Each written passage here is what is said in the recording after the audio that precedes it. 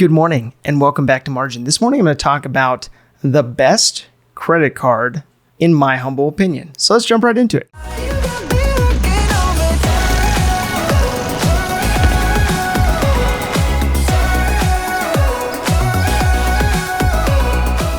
So this topic of credit cards is so subjective. It is something that based on your needs, based on your season of life, you will have a different reason to have certain credit cards than other seasons.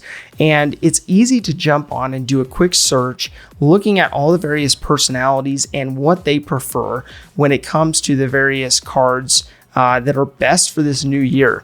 And it may be interest rates, it may be balance transfers, it may be perks and bonuses for signups or some other myriad of promotion. And this area is, as I've mentioned before, very highly marketed. It's an area that's highly funded. And so when you're looking at these aspects, you can see all the benefits of these various cards. But first, I believe you need to take a step back and see what is the purpose of you having the card in the first place.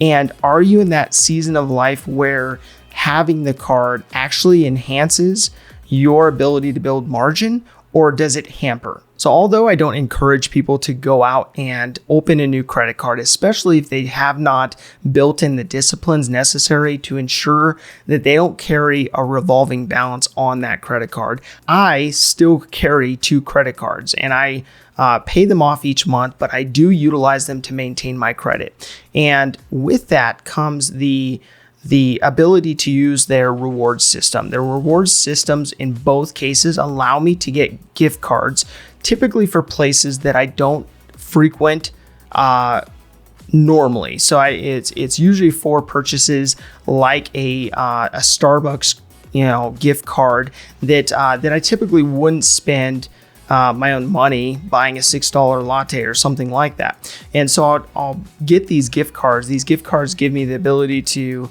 not have a level of shame using my debit card to go buy an expensive cup of coffee or go to a retailer for a meal or something like that I normally would not do. So my go-to for this is my Chase Freedom card. And this is the card that I actually would recommend today, and mainly because this card is recommended by a number of different critics, and mainly because of their points and cashback options. So CNBC has rated the Chase Freedom Unlimited credit card as the best credit card for cashback rewards. So that's for the new year. My card in particular is actually a dated version of this. They've come out with the Unlimited and the Flex cards. Mine in particular is no longer available, but it originally came out with 5% for the first $1,500 you spend per quarter, and then 1% thereafter. But the new card, the new Unlimited card, is 1.5% for whatever purchases you put on that card. So Forbes has rated the Chase Freedom Flex card as the best cashback reward card.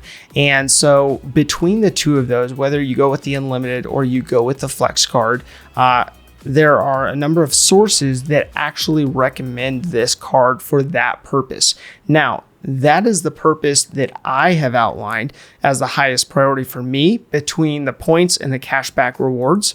But that may not fit your lifestyle. That may not fit your needs. And it's important to look at why are you getting the credit card in the first place?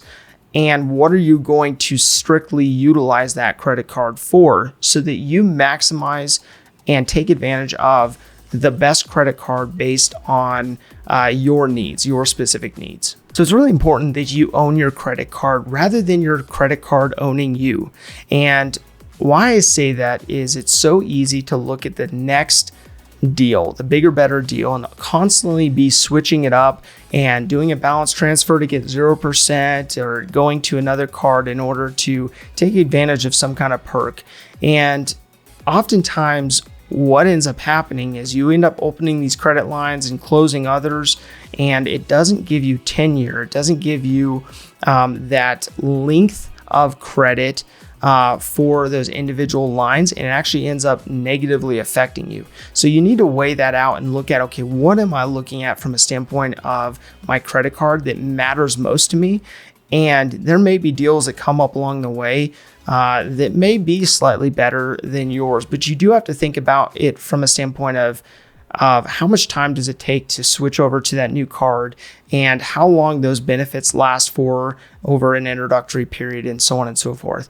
And oftentimes what I have found is that it doesn't make sense just to hop between cards. And it's one thing if you are looking to sign up for your first credit card. It's another thing if you are in a different season of life.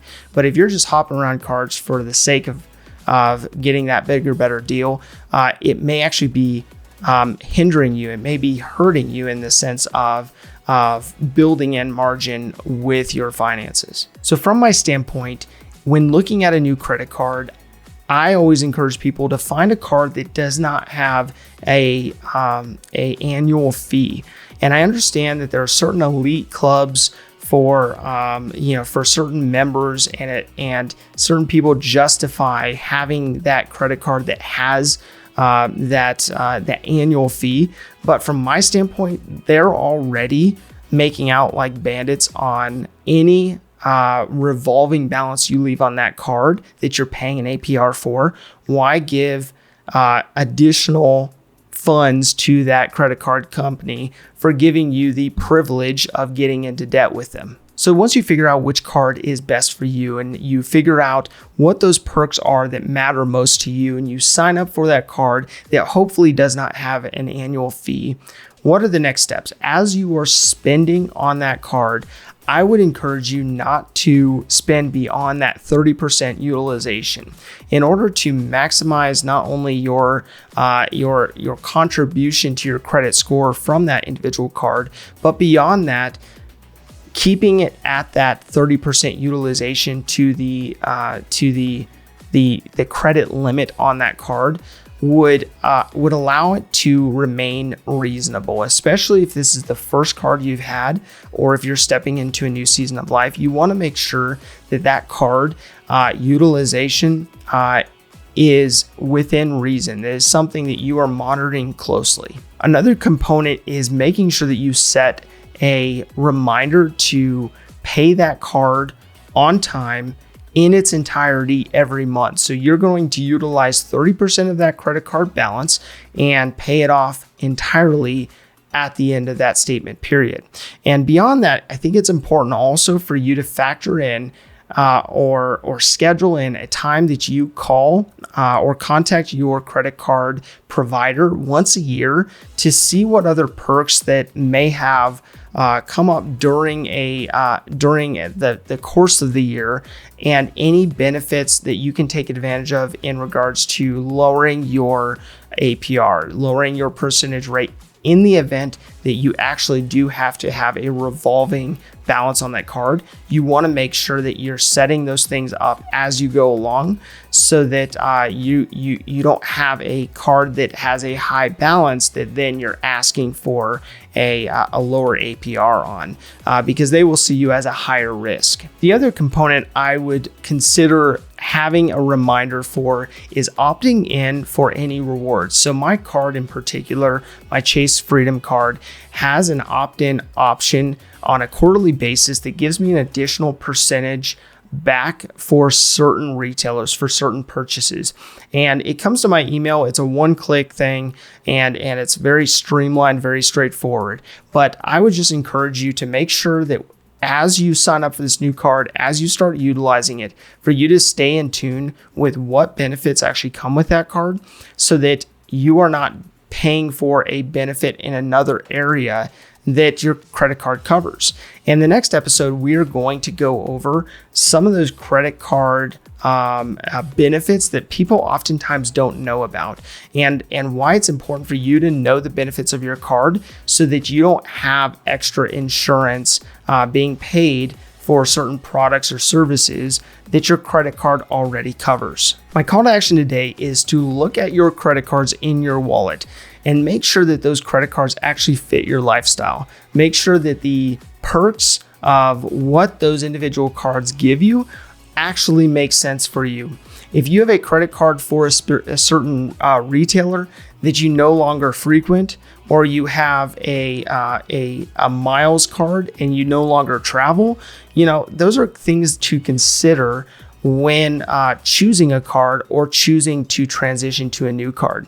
So I would encourage you to review the credit cards you have and the perks, the reward systems attached to those cards to ensure that those still fit your lifestyle. If this information is helpful to you, explore the Margin membership, where me and my team will help you take the information you're learning and apply it to your life and your finances.